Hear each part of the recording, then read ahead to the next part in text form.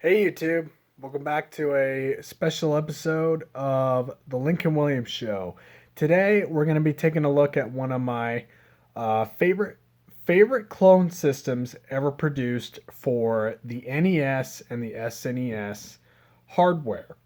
Basically, this system has got to be one of the best NES and SNES combo clone systems ever. Not only is it trying to act like the original hardware, but be the original hardware. Um, but it basically connects to your HD TV, basically. That's what sets this apart from many other clones. And all I can say about this clone is that every single Super Nintendo game I have tested worked on this clone system. Basically, all my carts worked on this unit, and I'm very pleased that every single cart worked.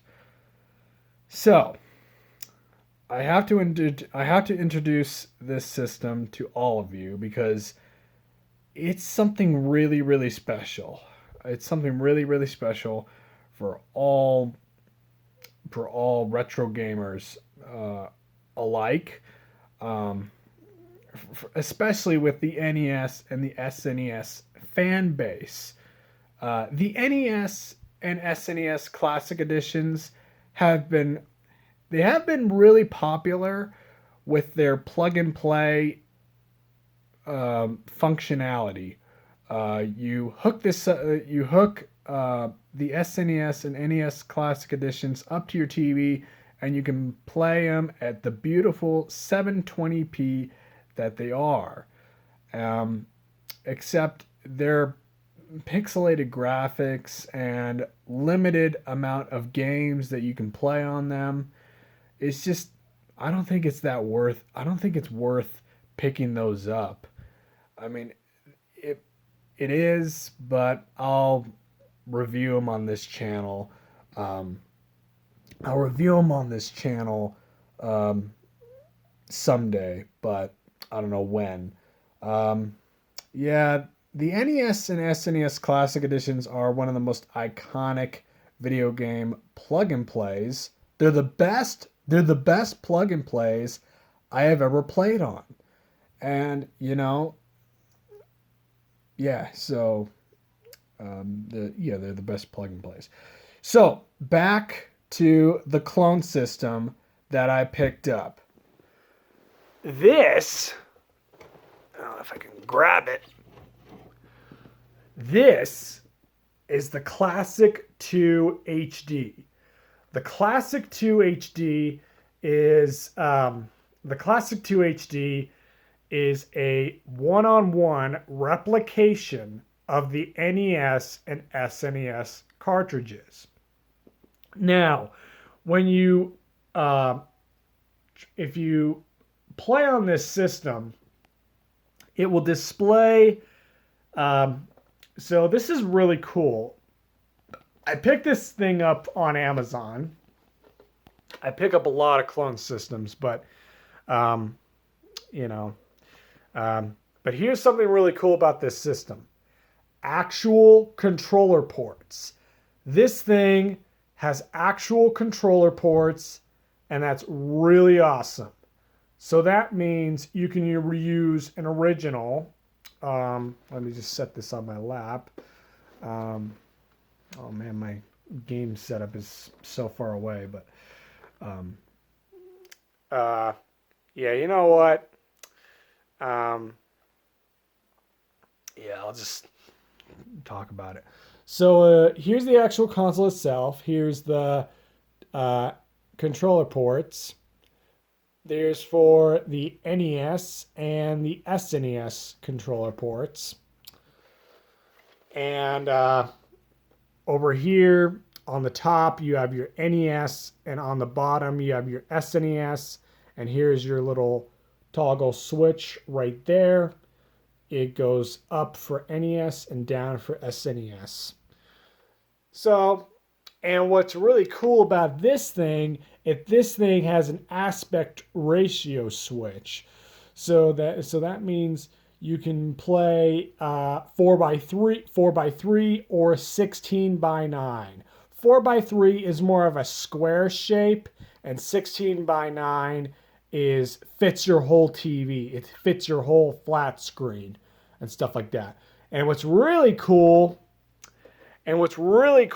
about this system on the back is you can hook this thing up to an old CRT TV.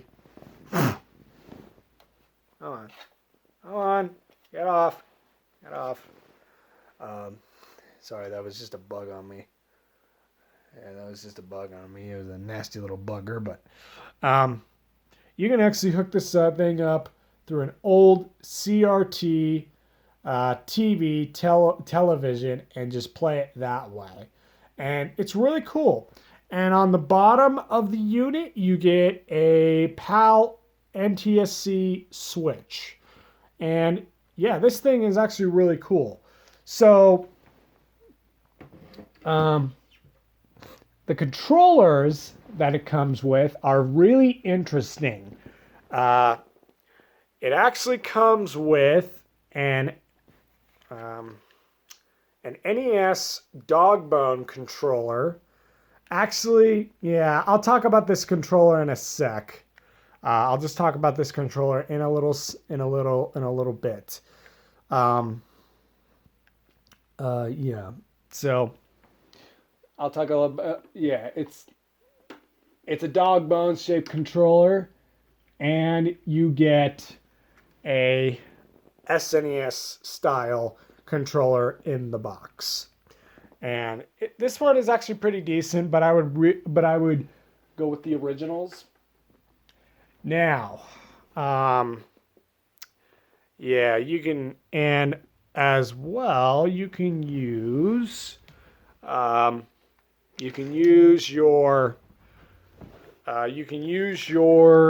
original SNES style controller plugs, as well as your NES style controller plugs. Yeah, this is the NES controller. This is what started it all. Well, besides the Atari 2600, yeah, that console didn't do so well. So, yeah. So, anyways, here's the NES style controller from 1985, and it works really well. So, let's see what games I've tested. So, I have tested many different games on this system, and I have a complete library of all my NES and SNES games right there, including my boxed ones. I know those work because a guy gave them to me. Oh, sorry. Bugs all over. Ugh.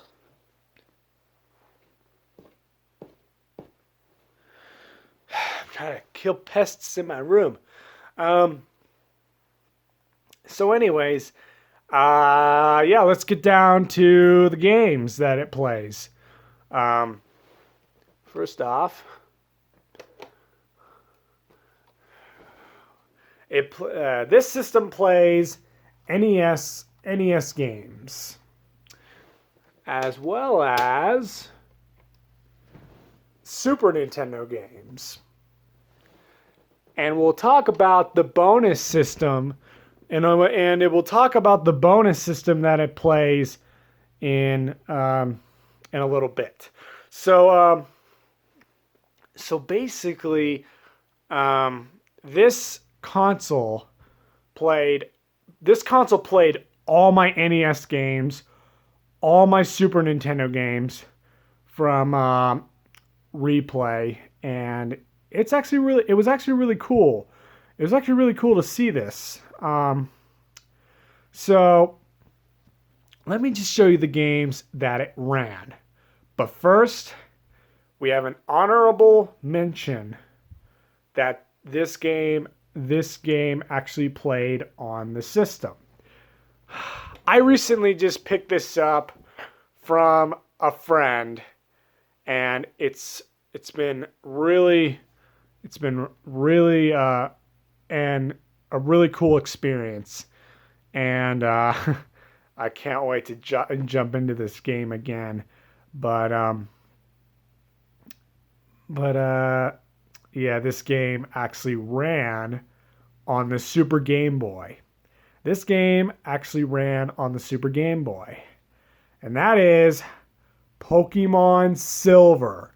Woo! The best Pokemon game of all time running on the Super Game Boy. I am so glad that this game actually ran perfect on here, and it had no glitches, no, graphical glitches and stuff like that. This ran on the Super Game Boy, so I'm really excited to check this game out. So,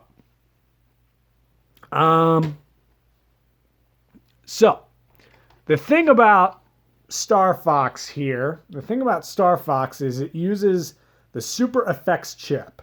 And I tested this, and I see that it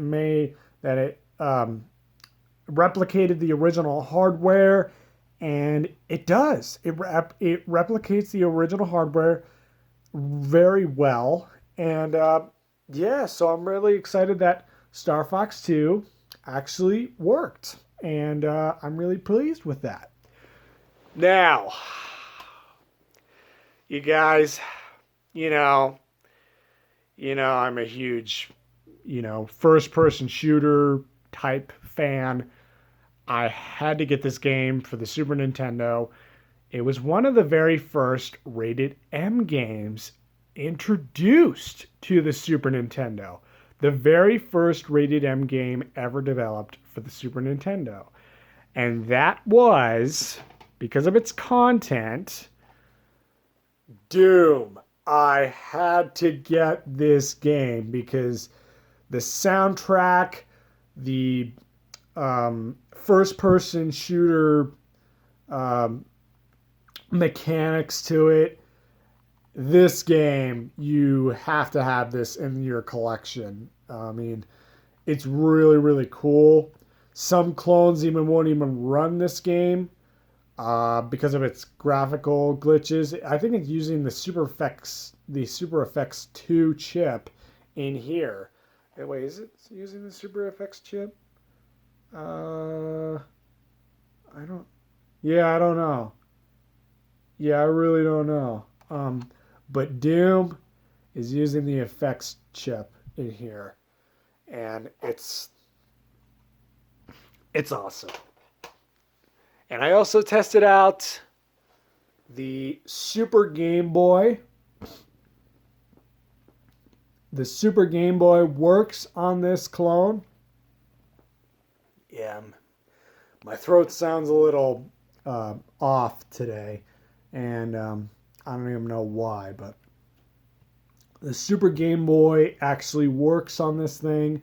I tested it out with Pokemon, and every single Game Boy game is going to work with the Super Game Boy, except for Game Boy Color and Game Boy Advance. But I had a rare occasion where if you come across a Game Boy game that looks colored and that has Game Boy written on the top there, it'll work. So I was like crossing my fingers, seeing if this will work, and it did. So I also tested out one of the best Super Nintendo games of all time. That is The Legend of Zelda: A Link to the Past for the Super Nintendo. And I had a couple of rare carts that did not run properly, and I had to clean them with a Q-tip, but they ran perfectly when I cleaned them with a Q-tip and isopropyl alcohol. And I had to do with that with all my games. I had to do that with all my games and stuff like that. And here's Super Mario Brothers 3, which I mentioned earlier. Now, this was the big one. This was the big one when I picked up this console. I decided, oh, I gotta get this game. This game was, it's the best Mega Man game, but I had problems with it booting up on this unit. And funny story, I ordered this on Amazon. It was for an auction, and I basically picked this game up, and it wasn't booting. I had to literally clean it with a Q-tip because it had a hole in the cart. I can probably show you. It had a hole in the bottom of the cart where all sorts of dust got in there, and it wasn't booting properly, and it was just bad. But it looked like a clean copy when I got it, and I had to literally clean it with a Q-tip. And a couple days later, I was like, you know what? I'm gonna try this again. It's not booting, and I need to try this again. So I had to literally blow on the cartridge really, really, really hard. I had to literally blow on the cartridge really, really hard to even get this game to work. And that was Mega Man 2. Mega Man 2 is the best Mega Man game for NES of all time. This is one of the best NES games of all time. Oh, so it's so good. It's really one of the best NES games that you can pick up nowadays and play. So, there was a game that I actually had to replace, and that was Ice Hockey for the NES. Ice Hockey, my first copy would not boot because it had a funky smell to it. I got it used from a friend of mine. I think it was sitting in his barn for who knows, but it would not boot, and I had to get a replacement copy of Ice Hockey. I had to get a replacement copy of Ice Hockey, and and basically that worked. So I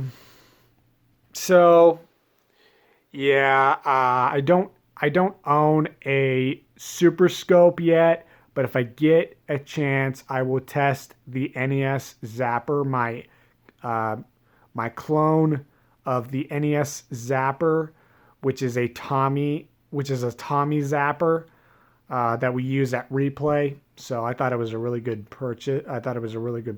For Duck Hunt and all that stuff. So I will get back to you on that. So the pros for this console, it's really good. It's really, really good. It displays at 720p, as well as you can play on your original CRT TVs, and you can play any NES game that you throw at it. But be warned, when you buy this console, you have to clean your games with a Q-tip and isopropyl alcohol. When you get games, when you start collecting for the NES and SNES, you have to clean your carts. You just have to. Otherwise, they're not going to boot. If you keep blowing on them, it'll make things much worse. So you got to clean your carts. So when you're buying 20 to 30-year-old games online or something like that. So, but all of my carts worked, and I'm really pleased. So, and it works with the original controllers, and so you don't have to use the controllers that it comes with. You can use a regular Nintendo or a Super Nintendo controller, and stuff like that. Um, let's see what else. Yeah, I pretty much covered everything about this console except the cons. One of those cons is with the controllers. The NES dog bone that I mentioned, yeah, it has a squishy D-pad, so that gets a half a point down. And the NES, oh my gosh, they cannot match the true NES sound. The NES sound is a little high, but it's not really a big problem. I had many nights when I was playing Mike Tyson's Punch Out on the NES, and it didn't really have that big of an issue of NES sound. So the NES sound is a little, it's not scratchy, but it's pitched high, like the coins in Super Mario Brothers. You will notice that. But for the NES, but the SNES sound, it's really great. It's has really great sound to it. The SNES is spot on, perfect. I am having a blast with this console with the SNES. But don't let that turn you away. As well as the SNES is a little darker on the brightness setting. So, but don't let that turn you off. But it's something to be keep in mind of and all that stuff. So, yeah. So the Classiq 2 HD by Old School is a 9 out of 10, basically. This system is a 9 out of 10. I really liked it, and I hope you get one of these things someday and start collecting and stuff like that at game stores and whatnot. And if there's a NES game that you don't like, feel free to just turn it in. And if it doesn't really work, like some of my carts have problems, just make sure to let that store manager know and all that stuff. Because some of these games are really old and stuff, and if you have a couple of NES and SNES carts kicking around, and if you want to play like Donkey Kong Country, you can actually do that. So, yeah. All right, this has been another review of the Lincoln Williams Show episode reviews, and I hope you have a fantastic day. I will be back someday, YouTubers, sometime in the near future if you want me to review the NES and SNES Classic editions. And they're pretty good editions, so for plug-and-play consoles. So, all right, YouTubers, my clock is running out, and I reached the halfway point, and I gotta get some stuff done later tonight, and so, anyways, I'll see you guys all later in the next Lincoln Williams Show episode. I'll be back someday, YouTubers.